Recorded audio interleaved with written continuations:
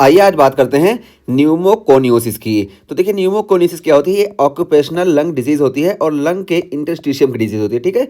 तो lung interstitial disease है ये, और ये ऑक्यूपेशनल रिलेटेड होती है क्योंकि ये ऑक्यूपेशन में हमको इन सारे पार्टिकल से एक्सपोजर होता है, इस वजह से ये डिजीज़ देखने को मिलती हैं। तो ये ऑक्यूपेशनल डिजीज़ है, इसके बारे में हम सब में डिटेल में बात करेंगे। 4 टाइप की होती हैं, एक देखिए एस्बेस्टोसिस होती है, दूसरी बेरिलियोसिस होती है, तीसरी कोल वर्कर्स न्यूमोकोनियोसिस और चौथी होती है सिलिकोसिस।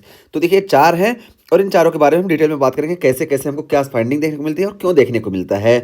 तो सबसे पहले ये वाली लाइन हम क्लियर करने से पहले ना हम ये बात कर लें, इसको बस एक बार ऐसे देख लें। देखिए asbestosis is from the roof but affect the base, और silica coal and berries are from the base but affect the roof. तो ये अभी हम नहीं समझ पाएंगे, अभी इसको हम क्लियर करते हैं, उसके बाद ये लाइन बहुत आसान हो जाएगा हमारे लिए। और ये लाइन हमको इसमें लंग के इफेक्ट होने में बहुत इंपॉर्टेंट रोल प्ले करके, कौन सा लंग इफेक्ट हो रहा है, लंग का कौन सा पार्ट इफेक्ट हो रहा है, ठीक। तो सबसे पहले हम बात करते हैं एस्बेस्टोस रिलेटेड डिजीज। तो देखिए एस्बेस्टोस रिलेटेड डिजीज, इसको हम एस्बेस्टोसिस भी बोलते हैं, ठीक है। तो एस्बेस्टोस क्या होता है, तो देखिए सबसे पहले एस्बेस्टोस, ये देखिए इस तरह के, ये देखिए एक धातु होती है, तो ये एस्बेस्टोस होता है और ये इंसुलेशन में इस्तेमाल किया जाता है, और ये शिपिंग इंडस्ट्री में ना इसका बहुत ज़्यादा इस्तेमाल होता है एस्बेस्टोस का। इस वजह से ये एस्बेस्टोसिस हमको शिपिंग इंडस्ट्री में मोर कॉमनली देखने को मिलता है। तो देखिए एस्बेस्टोस कॉजेज एस्बेस्टोसिस, तो ये जो एस्बेस्टोस है ना, ये एस्बेस्टोसिस कॉज करते हैं। और एस्बेस्टोसिस में हमको क्या देखने को मिलेगा, तो पल्मोनरी फाइब्रोसिस, तो हमको पल्मोनरी फाइब्रोसिस देखने को मिलेगी, और प्लूरल डिजीज देखने को मिलेगी, और मेलिग्नेंसीज, ये सब हमको देखने को मिलेगा एस्बेस्टोसिस में। और ये किस में देखने को मिलेगा, तो देखिए एसोसिएटेड विद शिप बिल्डिंग, तो शिप बिल्डिंग में हमको देखने को मिलेगा, रूफिंग में देखने को मिलता है और प्लम्बिंग में देखने को मिलता है, क्योंकि इसमें ये एस्बेस्टोस का इस्तेमाल जो होता है ज़्यादा होता है, शिप बिल्डिंग में भी, रूफिंग में भी, ठीक है, इंसुलेट करने में, और प्लम्बिंग में भी।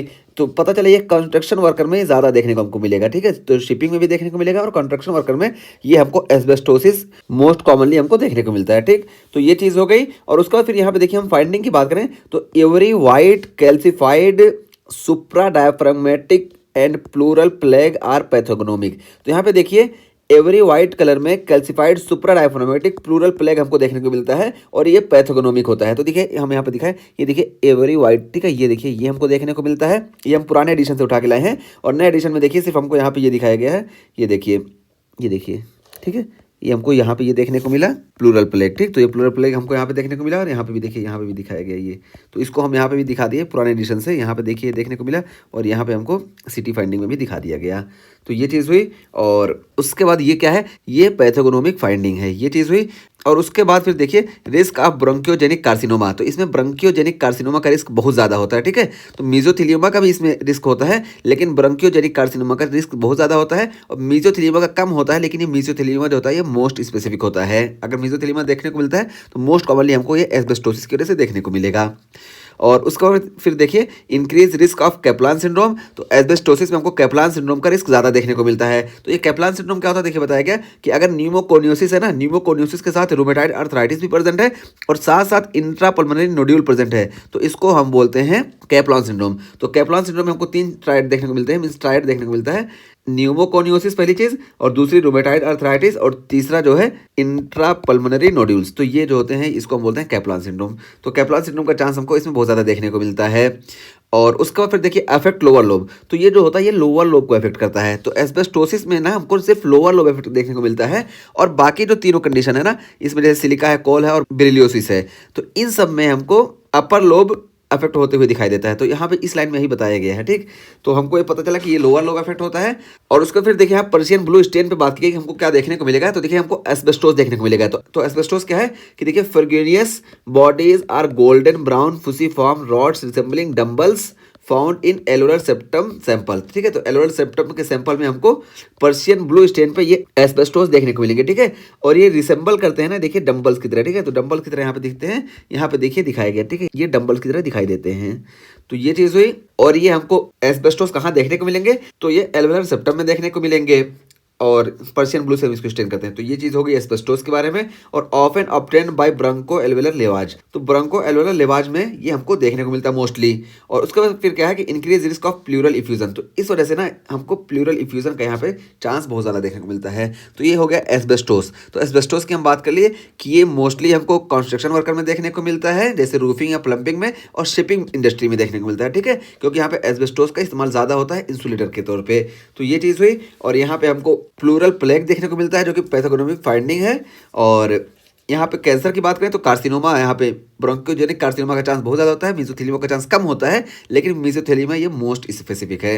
और कैप्लान सिंड्रोम हमको देखने को मिलता है, यानी चांस ज़्यादा होता है। तो कैप्लान सिंड्रोम में हम बात की कि ट्राइड देखने को मिलेगा, न्यूमोकोनियोसिस, दूसरा होता है रूमेटॉइड अर्थराइटिस और तीसरा होता है इंट्रापल्मोनरी नोड्यूल्स। तो ये हमको कैप्लान सिंड्रोम में देखने को मिला। और उसके बाद फिर हम बात किए कि यहाँ पे लोअर लंग यानी लोअर लोब ज़्यादा इफेक्ट होगा। और उसके बाद फिर हम बात करते हैं बेरिलियोसिस की। तो बेरिलियोसिस क्या होता है? तो देखिए बेरिलियोसिस ये जो होता है ना, बेरिलियम के एक्सपोजर की वजह से होता है। तो देखिए बेरिलियोसिस के बारे में बताया गया कि associated with exposure to beryllium in aerospace and manufacturing industries. तो एरोस्पेस में और मैन्युफैक्चरिंग इंडस्ट्रीज में जहाँ पे इसका बेरिलियम का इस्तेमाल ज़्यादा होता है ना, एरोस्पेस में इस्तेमाल इसका ज़्यादा होता है और दूसरी भी ऐसी इंडस्ट्री जहाँ पे इसका बेरिलियम का ज़्यादा इस्तेमाल होता है, वहाँ पे इस बेरिलियम के एक्सपोजर की वजह से हमको बेरिलियोसिस देखने को मिलता है। और इसमें बेरिलियोसिस में होगा क्या?